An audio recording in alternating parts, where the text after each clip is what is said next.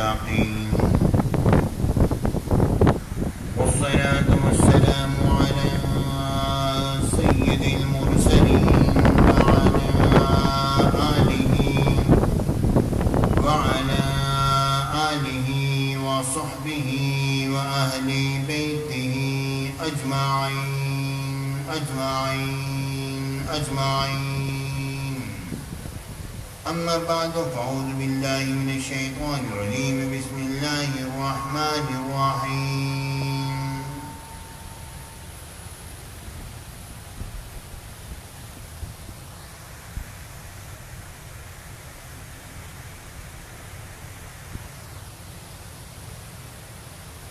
قل إن كنتم تحبون الله فاتبعوني يحببكم الله صدق الله العظيم وصدق رسوله النبي الكريم الأمين وإن الله تعالى عز وجل قال في شان حبيبه مخبرا وآميرا إن الله وملائكته يصلون على النبي يا أيها الذين آمنوا صلوا عليه وسلموا تسليما اللهم صل على سيدنا مولانا محمد وعلى آل سيدنا مولانا محمد وبارك وسلم وصل علیہ. محترم حضرات، جس آیت کریمہ کی میں نے تلاوت کی یہ ایک ایسی آیت کریمہ ہے جس کے اندر کہ جب یہ آیت کریمہ تلاوت کر دی جائے تو دین کے جس پہلو پر چاہو گفتگو کر لو، دین کی جس پہلو پر چاہو گفتگو کر لو. فرما دیجیے اگر تمہیں اللہ سے محبت کا دعویٰ ہے، اگر تم اللہ سے محبت کرتے ہو تو میری اتباع کرو. پورا دین اس کے اندر آ گیا. آج جو مسئلہ پیش کرنے لگا ہوں، پہلا مسئلہ وہ یہ ہے کہ امام علی مقام امام حسین علیہ السلام کا خروج یزید کی طرف ہوا اور میدان کربلا میں پہنچی، یہ نکلنا صحیح تھا یا غلط تھا؟ اس پر بہت لوگوں نے گفتگو کی، لیکن چونکہ میرا ایک سوچنے کا زاویہ مختلف ہے اور میری کوشش یہ ہوتی ہے کہ میں مختصر سے وقت میں بہت کچھ پیش کر دوں. اسی طرح ہے نا، آج سے اتنی سی بات دیکھنی ہے کہ امام علی مقام امام حسین علیہ السلام کا نکلنا، آپ کا خروج فرمانا مدینۃ الرسول سے، اس کی کیا حیثیت ہے، یہ صحیح ہے یا غلط ہے؟ پیارے ساتھیوں، اس بارے میں یہ عرض کروں گا کہ آپ یہ بات تو مانیں گے اور ماننی چاہیے. اگر کوئی نہیں مانتا تو اس کی ہٹ دھرمی ہوگی.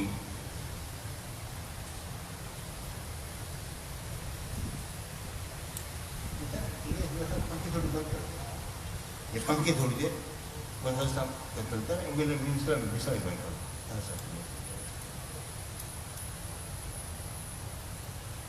اب اتنی گرمی نہیں ہے میرے خیال میں.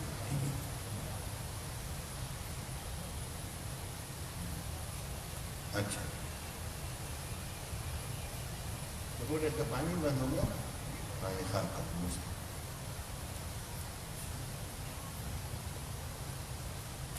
امام علی مقام امام حسین علیہ السلام کے بارے میں اتنی بات تو آپ کو یقیناً ماننا ہی پڑے گی کہ آپ کی شہادت کی اطلاع جو تھی صحابہ کرام میں ایک مشہور امر تھا. صحابہ کرام جانتے تھے کہ آپ نے شہید ہونا ہے، اور میرے آقا حضور علیہ السلام نے امام حسین علیہ السلام کی شہادت کے بارے میں 12 مرتبہ ارشاد فرمایا.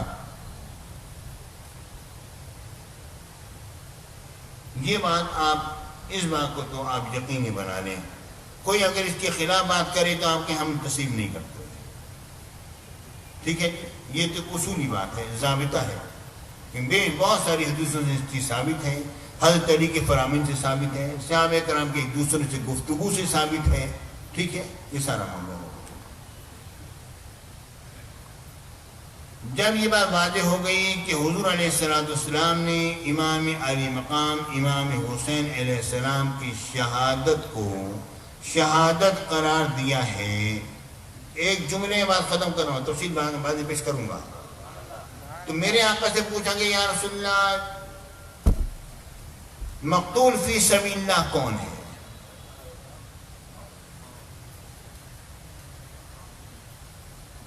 میرے آقا نے فرمایا جو شہرت کی خاطر لڑا وہ مقتول فی سبیل اللہ نہیں ہے کہ میری شہرت ہو جائے گی میں لڑوں گا، جو ریاکاری کی خاطر لڑا وہ بھی مقتول فی سبیل اللہ نہیں۔ حدیث تفصیل ہے، بات مختصر انداز میں کرنی ہے۔ میرے آقا نے فرمایا مقتول فی سبیل اللہ صرف وہ ہے جو اعلاء کلمت الحق کے لیے جس نے جہاد کیا اور اللہ کی راہ میں قتل کیا گیا، وہ مقتول فی سبیل اللہ ہے۔ اب یہ بتائیے کہ امام علی مقام امام حسین علیہ السلام کا نکلنا اگر درست نہیں تھا تو لازماً یہ بات ماننی پڑے گی کہ آپ کی شہادت درست نہیں تھی۔ اب اگر کوئی شخص سوال کرتا ہے یہ بتائیے کہ امام علی مقام امام حسین علیہ السلام کا وصال کیسے ہوا، کیسے شہید ہوئے، تو آپ کو اس سلسلے میں ایک ہی جواب ملے گا، اور جواب یہی ہے کہ یزید نے لشکر تیار کیا جو اس کے انتہائی اور پر اعتماد لوگ تھے، ان پر مشتمل تھا وہ لشکر، اور اس کے وہ جانے تھے، اس کے وہ پرخلوص بندے تھے، اس کے درباری اور قریب ترین لوگ تھے، ان کی عقل و خیرت پر مکمل طور پر یزید کو بھروسہ ایک اہم مہم پر روانہ کر رہا تھا۔ یہی بات ہے نا جی، اہم ترین مہم پر روانہ کسی بیوقوف کو نہیں کیا جاتا، ایسے لوگوں کو کیا جاتا ہے کہ جس کی عقل پر مکمل اعتماد ہوتا ہے، ہاں بھئی یہ بندہ اس لائق ہے، اس کو روانہ کرو، اور ایسے شخص کو ایسی اہم ترین مہم پر روانہ کرنا اس کا ہوتا ہے جبکہ روانہ کرنے والے بادشاہ کو، خلیفہ کو، امیر کو اس بات کا یقین ہوتا ہے کہ یہ میرے حکم سے سر منہ بھی انحراف نہیں کرے گا۔ تو یہ سوال کیا جائے کہ یدی امام علی مقام امام حسین علیہ السلام کی شان کیسے واقع ہوئی تھے کہ جواب آئے گا یزید نے لشکر تیار کیا، اس کے بڑے پر اعتماد لوگ تھے، اس کے پرخلوص بندے تھے، اس کے جانے تھے، اس کے درباری تھے، اس کے قریب ترین لوگ تھے، ان کی عقل و خیرت پر مکمل طور پر یزید کو بھروسہ تھا، وہ جانتا تھا یہ مہم انتہائی اہم ہے اور ایسی اہم مہم پر ایسی لوگوں کو روانہ کیا جا سکتا ہے، وہ اس کے ہم خیال تھے، ہم فکر تھے، اس کے فرمان سے سر منہ بھی انحراف کرنے والے نہیں تھے، ایسے لوگوں پر مشتمل اس نے ایک لشکر تیار کیا اور اس نے امام علی مقام امام حسین علیہ السلام کی طرف روانہ کیا۔ یہ جواب آئے گا نا، حضرت علی اکبر کیسے شہید کیے گئے، یہی جواب آئے گا کہ یزید نے لشکر تیار کیا، اس کے انتہائی پر اعتماد لوگ تھے، پرخلوص لوگ تھے، اس کے جیارے تھے، درباری تھے، انتہائی قریبی تھے، ان کی عقل و خیرت پر اس کو مکمل بھروسہ تھا، اہم ترین مہم پر روانہ کیا، ایسے لوگ تھے جو اس کے ہم خیال بھی تھے اور اس کی فکر سے اور اس کے فرمان سے سر منہ بھی انحراف کرنے والے نہیں تھے، ان کو روانہ کیا اور انہوں نے جا کے شہید کیا۔ حضرت علی سے چھوٹے سے بچے کا کیا قصور تھا، یہ کی جواب آئے گا۔ پیارے بھائی آپ دیکھ لیجئے، جب جواب ایک آئے گا تو یہ مان لو کہ یہ لشکر روانہ ہوا اور امام علی مقام امام حسین علیہ السلام پر انہوں نے چڑھائی کی۔ اب یہ مجھے بتاؤ امام علی مقام کا اگر نکلنا درست نہیں تھا تو اس کا مطلب یہ ہوگا کہ آپ کی شہادت جو ہے وہ برحق تسلیم نہیں کی جائے گی جب نکلنا ہی درست نہیں تھا، تو آپ یہ بتائیے تو پھر امام علی مقام امام حسین علیہ السلام کے خاتمے کے بارے میں تمہارا کیا عقیدہ ہے؟ ہم پوچھتے ہیں ان سے، آپ کو صحیح شہادت ملی یا نہیں ملی؟ آپ کا خاتمہ عظیم الشان ہوا یا نہیں ہوا؟ اگر ہوا تو مانو کہ نکلنا صحیح تھا،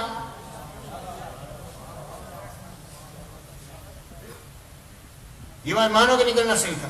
اگر یہ بات نہیں مانتے ہو تو یہ بات واضح ہو گئی کہ جناب علی تم نے امام علی مقام امام حسین علیہ السلام کی شہادت کو صحیح قرار نہ دیا. جن کی شہادت کو سرکار مدینہ شہادت قرار دیں، ہم تیری بات کا اعتبار کریں یا اپنے نبی کی بات کا اعتبار کریں؟ اور یہ تو بتلاؤ، یہ تو ذرا بتلاؤ کہ جو جنتی جوانوں کے سردار ہوں ان کا اپنا خاتمہ ہی کھٹائی پر ہو تو پھر تم کیا کرو گے؟ یہ بات ماننی پڑے گی کہ آپ کی شہادت حق ہوئی ہے.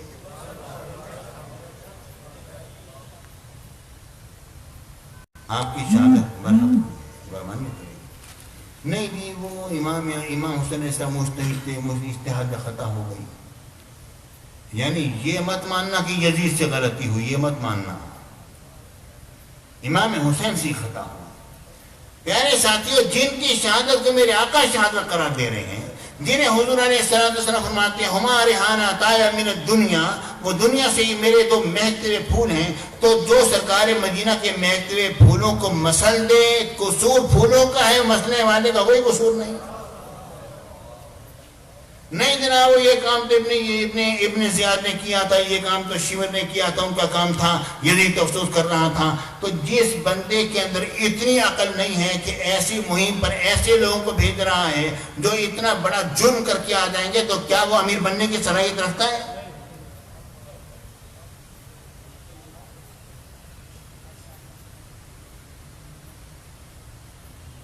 نہیں جناب جی، وہ اصل میں حدیث قسطنطنیہ ہے نا، جس کے اندر یزید شامل تھا.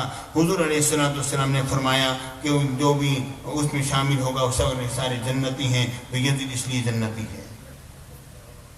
سبحان اللہ، کیا عجیب استدلال ہے، کیا عجیب استدلال ہے. میرے ساتھیوں، یعنی ادھر امام حسین علیہ السلام جن کے بارے میں قرآنی آیات ناطق ہیں، ادھر یزید جس کے بارے میں کوئی آیت قرآنیہ نہیں. ادھر امام علی مقام اور اہل بیت اطہار جن کے بارے میں بے شمار احادیث مبارکہ کا ورود ہوا ہے. میرے آقا کے ارشادات گرامی اس قدر ہیں کہ کوئی بڑے سے بڑا، دنیا کا بڑے سے بڑا محدث یہ نہیں کہہ سکتا ہے کہ میں نے اہل بیت اطہار کے بارے میں جتنی حدیثیں آئیں ساری کی ساری یاد کرنی ہیں. کوئی بھی یہ نہیں کہہ سکتا. ادھر یزید کے بارے میں کوئی حدیث صراحتاً نہیں. ایک حدیث ملی تو بس کسی طرح اس یزید کو اس میں گھسیڑ دو، کسی طرح گھسیڑ، تاکہ جنتی بن جائے. بھائی بات سمجھنے نہیں آتی، اس کے گھسیڑنے کی اتنی کوشش کیوں کی جا رہی ہے؟ اصل یہ بات یہ ہے کہ حضرت معاویہ رضی اللہ تعالیٰ عنہ صحابی رسول، ہاں بھی پیارے حضرت معاویہ کو درمیانے مت لے کر آؤ، حضرت معاویہ کو درمیانے مت لے کر آؤ، وہ صحابی رسول ہیں. میں اس میں ایک بات کہتا ہوں، شاید آپ نے پہلے کبھی نہ سنی ہو. صحابی رسول کے بارے میں گفتگو مت کرو. وہ کیا ہے؟ میں بہت ہی مختصر انداز میں بات کر رہا ہوں پیارے ساتھیوں. مجھے یہ بتلاؤ اصل میں صحابیت کیا چیز ہے؟ صحابیت جو ہے وہ میرے آقا کے فیضان کا ایک ٹھاٹے مرتبہ سمندر ہے.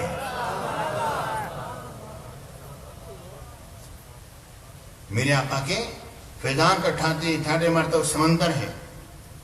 آپ دیکھیے غور کیجیے، ہمارے سنت کا عقیدہ کیا ہے؟ ہمارے سنت کا عقیدہ یہ ہے کہ ساری دنیا کے قطب مل جائیں، غوث مل جائیں، ابدال مل جائیں، سب کے سب مل جائیں، صحابی کے مرتبے کو نہیں پا سکتے. پا سکتے ہیں؟ نہیں پا سکتے. کیوں؟ صحابی کو مرتبہ کہاں سے ملا؟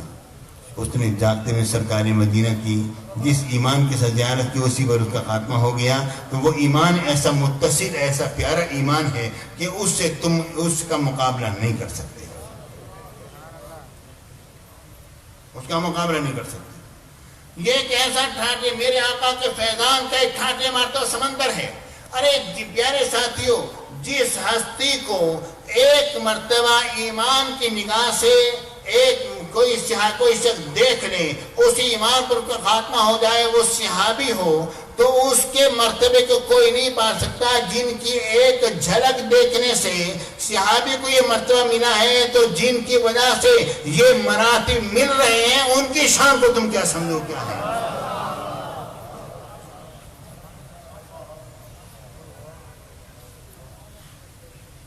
اب دیکھیے غور کیجیے، یہ مجھے بتاؤ ایک عام دریا، اس میں اگر کوئی نامناسب پانی چلا جائے تو یہ مجھے بتاؤ کہ وہ نامناسب پانی دریا کو ناپاک کر دے گا یا دریا اس کی ناپاکی کو اڑا دے گا؟ دریا اس کی ناپاکی کو اڑائے گا نا۔ وہ ناپاک، وہ نامناسب پانی جو ہے دریا کو ناپاک نہیں کرتا۔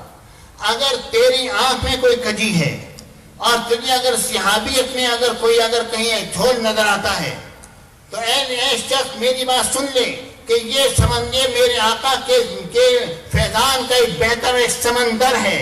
تو جو تو نے دیکھا، جو تیری عقل نے کام کیا، اگر تو یہ کہتا ہے صحابیت میں یہ بات ہے تو اس کا جواب میں یہ دیتا ہوں کہ وہ نامناسب امر جو ہے صحابی کو ناپاک نہیں کرے گا بلکہ صحابی اس کی ناپاکی کو دور کر دے گا۔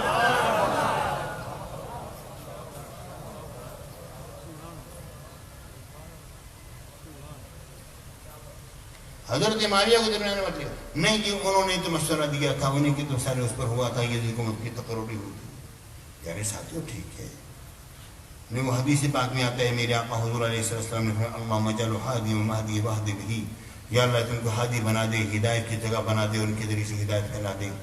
اب تو حضرت معاویہ نے جب انتخاب کر لیا، یزید کا دور ٹھیک ہو گیا۔ پیارے ساتھیو، اس حدیث کا یہ مطلب نہیں جو آپ نے لیا ہے۔ اگر آپ یہ مطلب لیتے ہو کہ حضرت معاویہ کی ایک ایک بات پر یہ حدیث پاک منطبق اسی انداز پر ہوگی جو آپ کے ذہن میں ہے، تو یہ مجھے بتاؤ کہ حضرت علی سے حضرت معاویہ نے جو جنگ کی، تو کیا اس میں تم یہ کہو کہ حضرت معاویہ حق تو اس حدیث کی بنا پر حضرت علی کی وہ ہزاروں حدیثیں بھول جاؤ گے؟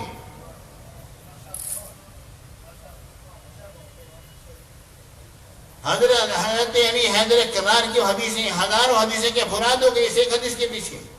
بات اصل میں یہ ہے پیارے ساتھیوں کہ حضرت معاویہ رضی اللہ تعالیٰ سے خطا ہوئی، خطا اجتہادی ہوئی۔ نہیں جی، جب خطا اجتہادی ہوتی ہے تو اس پر تو یہ ہوتا ہے کہ مجتہد کو ایک اجر مل جاتا ہے، اور اس میں پیارے ساتھیوں ہر خطا اجتہادی کا یہ حکم نہیں ہے۔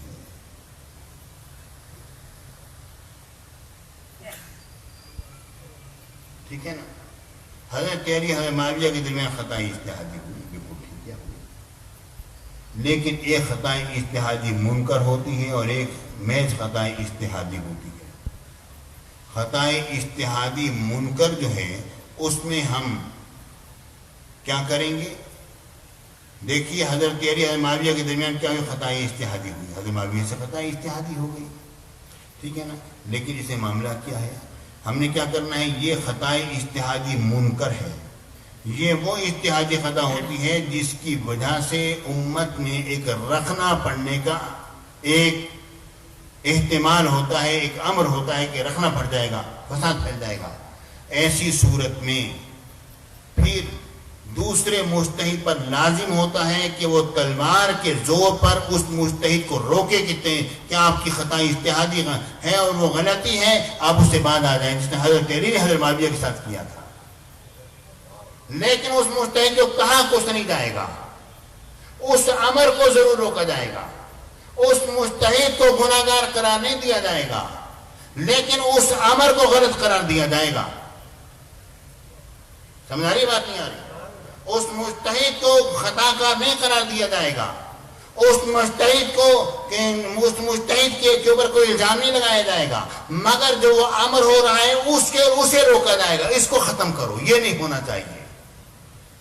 اسی طرح اگر حضرت معاویہ رضی اللہ، سب کو رضی اللہ تعالیٰ، اگر انہیں یزید کی تقرری کر بھی دی تو پیارے ساتھیوں یہ ان سے اجتہادی معاملہ ہوا۔ ایسی صورت میں حضرت معاویہ کو الزام نہیں دیا جائے گا، کیونکہ ان کے زمانے میں یزید ایسا نہ تھا جو بعد میں اس نے گل کھلائے ہیں، لیکن اس امر کو یقیناً روکا جائے گا۔ کہ کون روکے گا؟ یہ ہمارے بیٹے اتھار کا حکم ہے، جن کے گھر سے بھی نکلا وہ نہ روکیں گے تو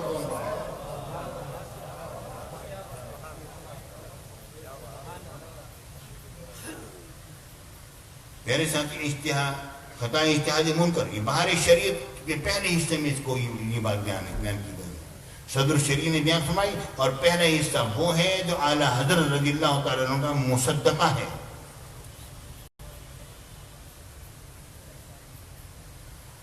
آپ دیکھیے غور کیجیے ایک حدیث میں بھی حدیث کو سنیے. میرے آقا حضور علیہ السلام اول جیش من امتی یغزون مدینہ قیصر مغفور لہم، میری امت کا پہلا لشکر جس نے کی چڑھائی کی قیصر کے دارالحکومت پر وہ سارے بخشے ہوئے ہیں. پیارے ساتھیوں پہلے تو اسی میں اختلاف چل رہا ہے کہ وہ پہلا لشکر کون سا ہے. بخاری سے اٹھا کے دیکھو کہ ہمس کا شہر جو ہے ہرقل نے وہ اپنا دارالحکومت بنا لیا تھا، اس میں آ گیا تھا. اس تو دنیا کے بعد کی بات ہے. اور ہمس کی طرف جو لشکر جو گیا وہ تو حضرت ابو عبیدہ بن جراح رضی اللہ تعالیٰ عنہ لے کر گئے تھے. سمجھ آ رہی بات نہیں آ رہی آپ؟ ٹھیک ہے. اچھا چلو جی اگر ہم یہ مان بھی نہیں کہ وہ بالفرض وہاں مان لیتے ہیں کہ ہاں ہم مان لیتے ہیں چلو اس دنیا کے بارے میں حدیث تھی. اب یہ کیسے ثابت کرو گے یزید شامل تھا بھی صحیح. اس میں اختلاف ہے، بعض کہتے ہیں یزید بھاگ گیا، بعض کہتے ہیں نہیں تھا، بعض کہتے ہیں امیر بنایا گیا، بعض کہتے ہیں شامل تھا امیر نہیں تھا. ٹھیک ہے جی چلو جی ہم نے یہ بھی مان لیا شامل بھی تھا امیر بھی تھا، مان لیا چلو بھی مان لیا. اب یہ کیسے کہتے ہو کہ مغفور لہم میں وہ شامل بھی ہے کہ جناب جو بخشے بھی ہیں ان میں وہ شامل ہیں؟ یہ کیسے کہو گے؟ وہ کیسے؟ پہلے ساتھیوں دیکھو غور کرو. میرے شیخ میرے مجھے غزالی زمانے فرمایا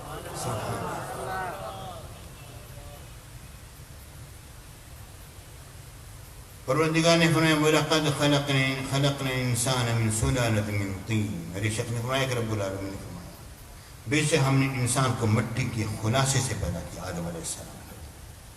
ثم جعلناه نطفة في قرار مكين، پھر ہم نے اسے قرار پانے والی جگہ شکم مادر میں نطفہ بنا کے رکھا اور پھر وہ انسان پیدا ہوئے. پہلے انسان کو ہم نے سلالہ من طین سے بنایا، ٹھیک ہے نا، مٹی سے بنایا آدم علیہ السلام. اس کے بعد کا حکم رب نے فرمایا کہ پھر ہم نے نطفے سے بنایا. حضرت اماں حوا علیہ السلام نطفے سے بنی، حضرت عیسیٰ علیہ السلام نطفے سے بنے نہیں. تو قرآن کی آیت کہہ رہی ہے. اب کیا کہتے ہو؟ کیا ان کے بارے میں اختلاف کرو گے؟ حضرت اماں حوا علیہ السلام کیا کسی کے نطفے سے بن گئی؟ کیا یہ کہو گے عیسیٰ علیہ السلام کی کوئی والد بھی تھے علیہ باللہ نعوذ باللہ معاذ اللہ؟ نہیں. جب ایسی بات نہیں ہے تو قرآن کیا کہتا ہے اور تم کیا کہتے ہو؟ بتاؤ کہاں جاؤ گے؟ یہ کہو گے کہ واقعی میں قاعدہ ایک ہوتا ہے لیکن اس سے بعض اوقات بعض افراد کو نکال دیا جاتا ہے، بعض اوقات بعض افراد کو اس سے نکال لیا جاتا ہے اور نکالنے کی کچھ وجوہات ہوتی ہیں، خواہ نہیں نکالا جاتا.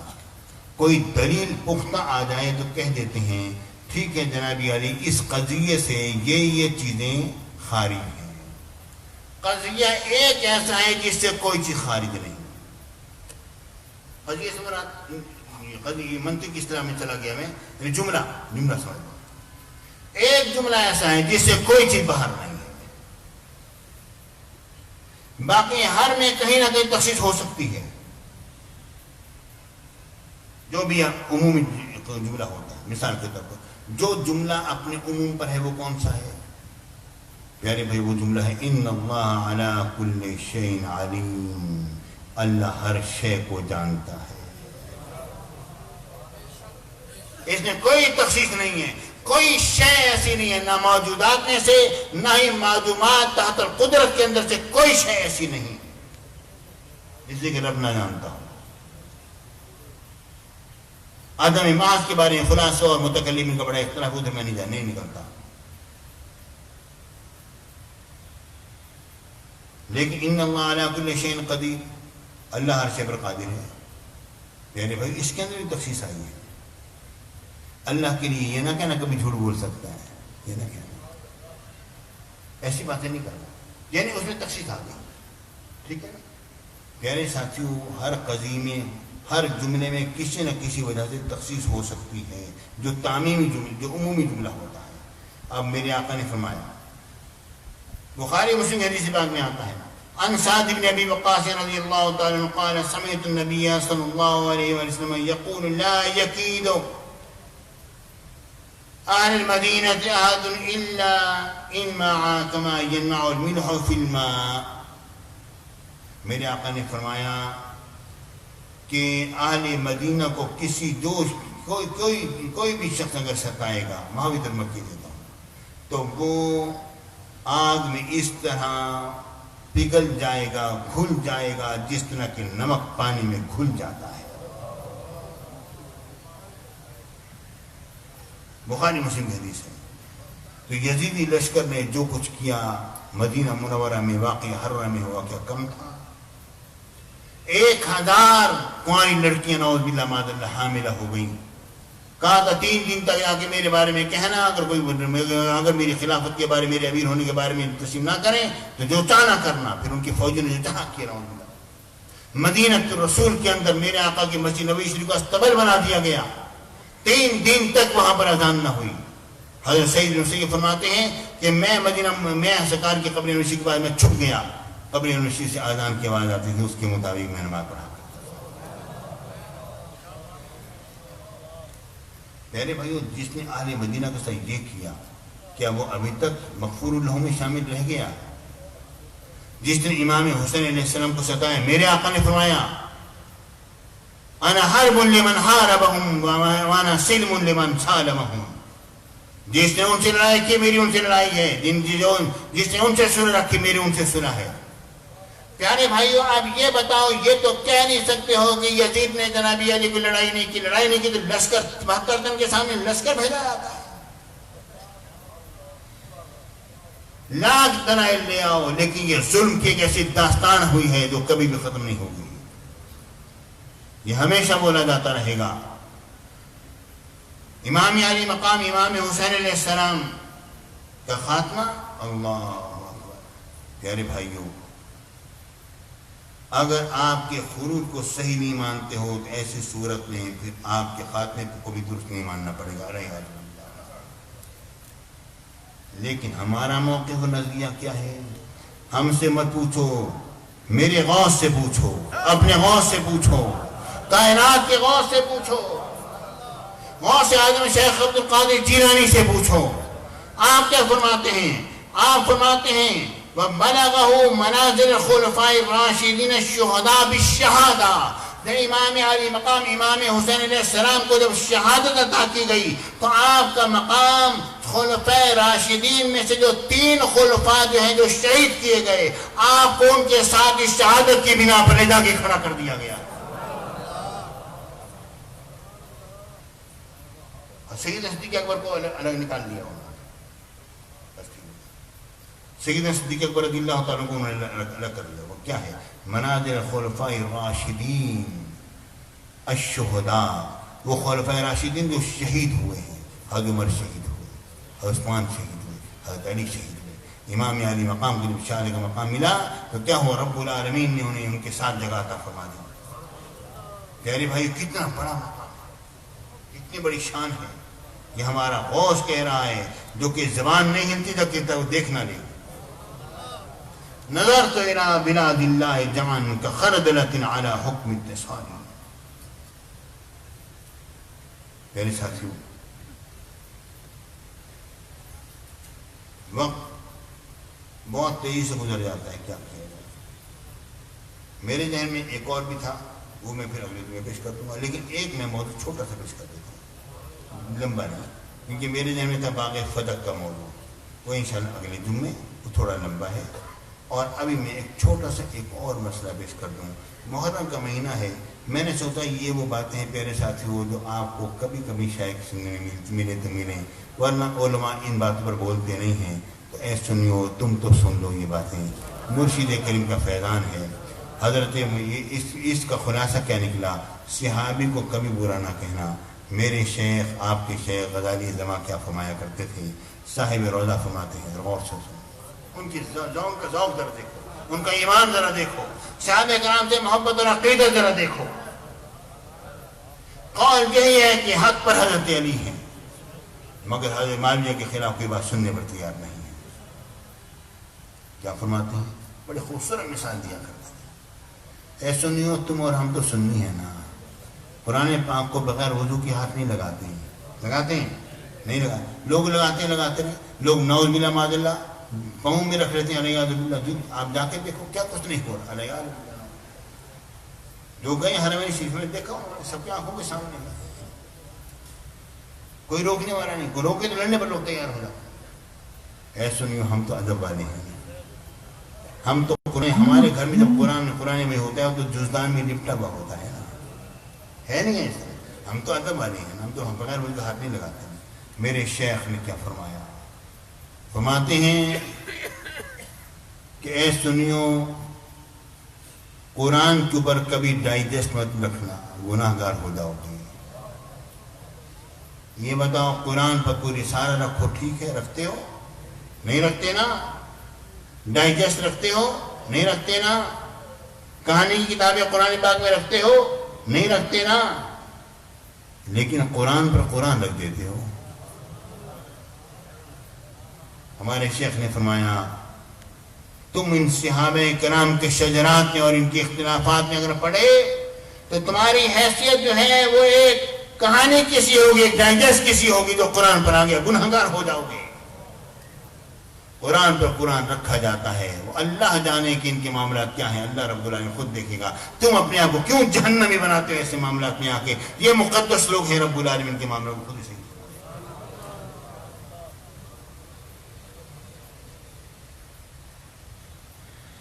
میرے بھائی بس کروں، آگے چلوں. ایک بات پیش کر دیتا ہوں مختصر سی. اس بہت جنا 7-8 منٹ میں کوشش کروں گا پیش کروں. اس سے زیادہ وقت نہ لوں، بلکہ اس سے بھی کم وقت انشاءاللہ. اس سے بھی کم وقت. اللہ اکبر. میرے ساتھیوں، میرے آقا حضور علیہ السلام کے صاحبزادی سیدہ کائنات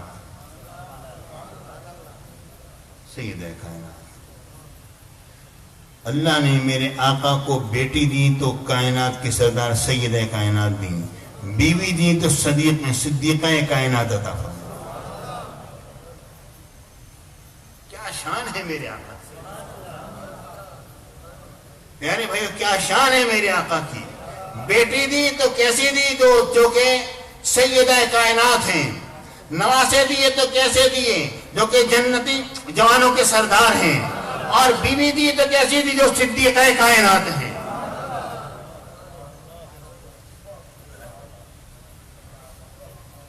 کیا شان ہے میرے آقا کی.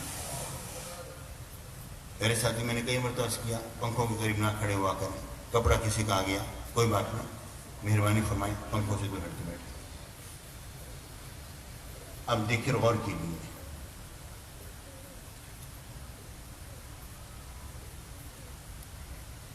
میرے آقا حضور علیہ السلام نے جب اظہار نبوت فرمایا، میرے آقا کے صاحبزادی حضرت سیدہ کائنات خاتون جنت فاطمہ الزہرا رضی اللہ تعالیٰ عنہا جو ہیں، ان کی عمر مبارک کل 3 برس کی ہے. کل 3 برس کی آپ کی عمر مبارک ہے. کیونکہ جب آپ کی شادی مبارک ہو رہی ہے تو آپ کی عمر مبارک 14 سال یا 15 سال ہے، جو غزوہ احد کے موقع پر ہوئی. 2 ہجری میں غزوہ احد ہوا. ٹھیک ہے جی. 3 سال کی بچی کو میرے آقا نے لیا اور حضور علیہ السلام نے کیا بات فرمائی. لوگ یہ کہتے ہیں دیکھو اگر تمہارا نبی کچھ دیتا ہوتا تو اپنی بیٹی کو نہ دے دیتا. میرے آقا حضور علیہ السلام نے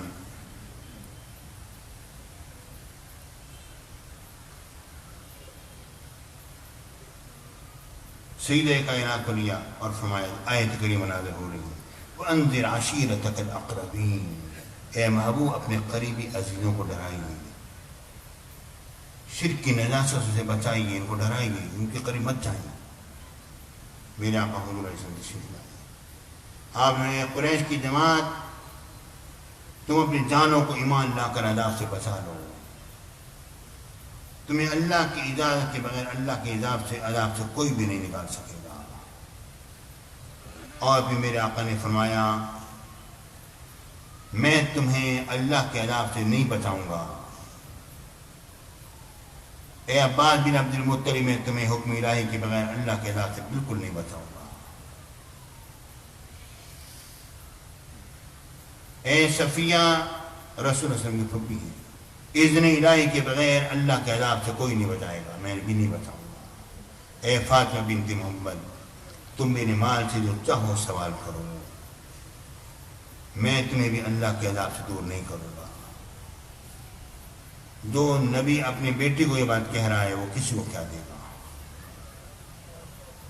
ذرا غور کرو پیارے بھائی، وہ جواب تو میں نے پہلے دے دیا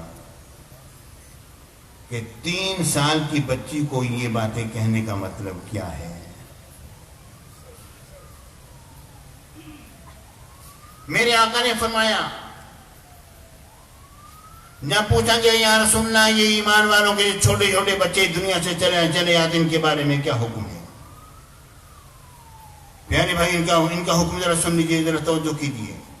ایمان والوں کے بھی جاتے ہیں، غیر مسلموں کے بھی جاتے ہیں، ایمان والوں کے بچوں سے کوئی حساب کتاب نہیں ہوگا، بلکہ رب العالمین ان کی وجہ سے ان کی اولادوں کو رب العالمین اور ان کے ماں باپ کو رب العالمین جنت میں داخل فرمائے گا۔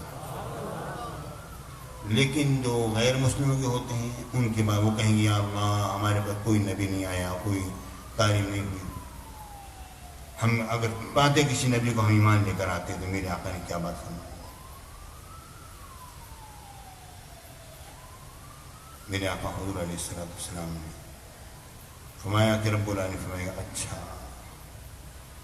تم اگر نبی کی تعلیمات کو پاتے عمل کرتے اب تو تمہارے سامنے یقین آ چکا ہے، قیامت برپا ہے، اب میں تمہارا رب تمہیں حکم دیتا ہوں جاؤ جہنم میں کود جاؤ، جہنم سے فرمائے گا جو اس میں سے آئے اس کی ٹھنڈی ہو جانا، جو ڈر کے پیچھے ہٹے گا رب فرمائے گا تو دنیا میں بھی اسی طرح کرتا جس طرح کہ آج کر رہا ہے۔ پیارے بھائیو مسلمانوں کی تو ایک عام مسلمان کی اولاد بھی جنت میں جائے گی، ایک چھوٹی بچی کو میرے آقا جو نبی کی بیٹی ہونے یہ فرمانے کا مطلب کیا ہے؟ یہ مطلب نہیں ہے کہ میرے آقا حضور علیہ السلام انہیں کچھ اور کہہ رہے ہیں، مطلب یہ ہے لوگوں کو بتا رہے ہیں دیکھو میں تو اپنی بیٹی سے بھی یہ بات فرما رہا ہوں۔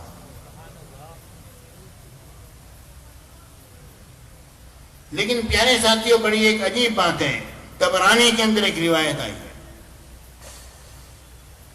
بس وہ روایت پیش کرتا ہوں بات کو ختم کرتا ہوں۔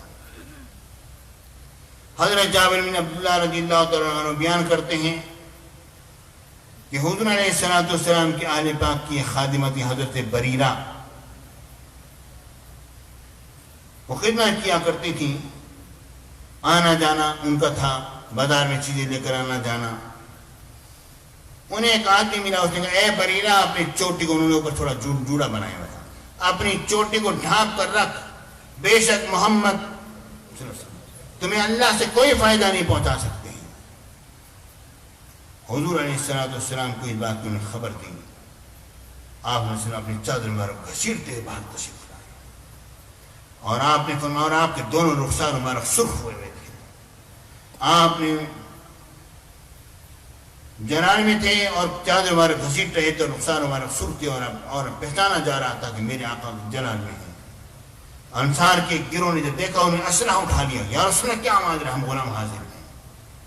میرے آقا حضور علیہ السلام لوگوں کے پاس تشریف لائے، جب لوگوں نے عرض کیا یا رسول اللہ جو فرمائے ہم کرنے پر تیار ہیں، ہماری مائیں آپ پر قربان، ہمارے باپ قربان، ہماری اولادیں قربان، جو حکم فرمائے ہم تیار ہیں۔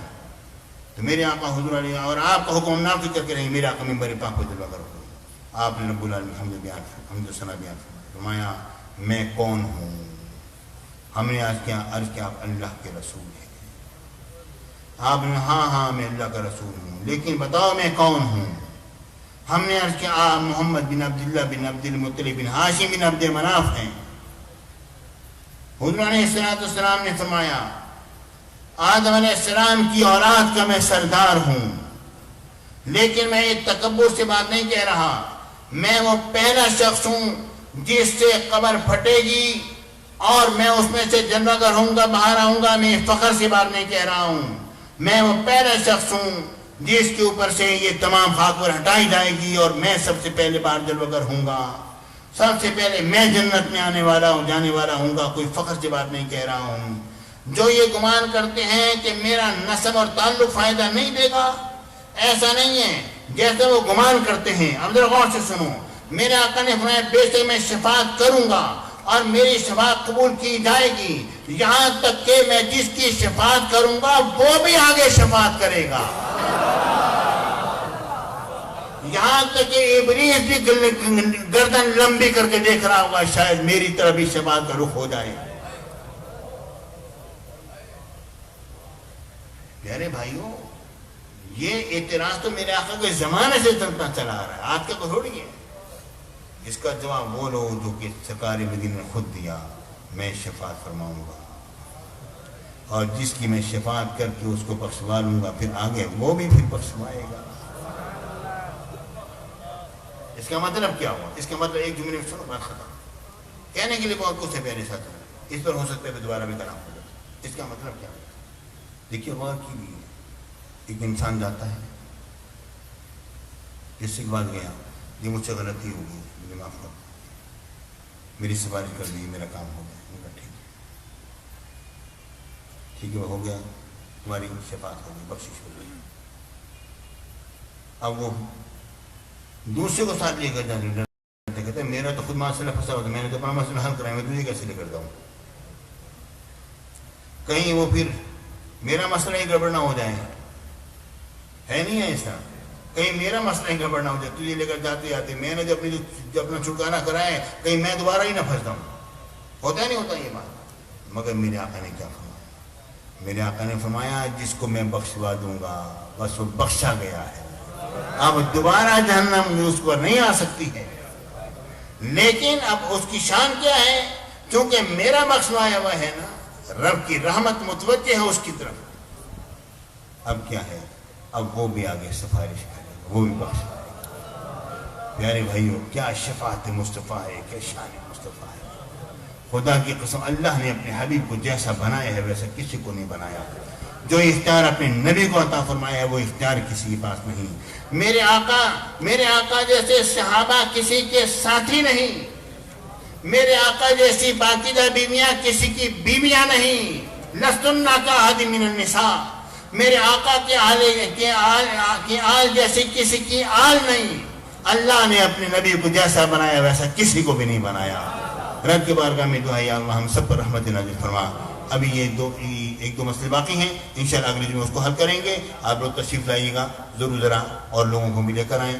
سنیو جان لو کہ ہم سنی ہیں، اور دعا کر کے اٹھو یا اللہ ہمارا خاتمہ امام علی مقام امام حسین علیہ السلام کے قدموں میں ہو جائے۔ آمین آمین آمین۔ وآخر دعوانا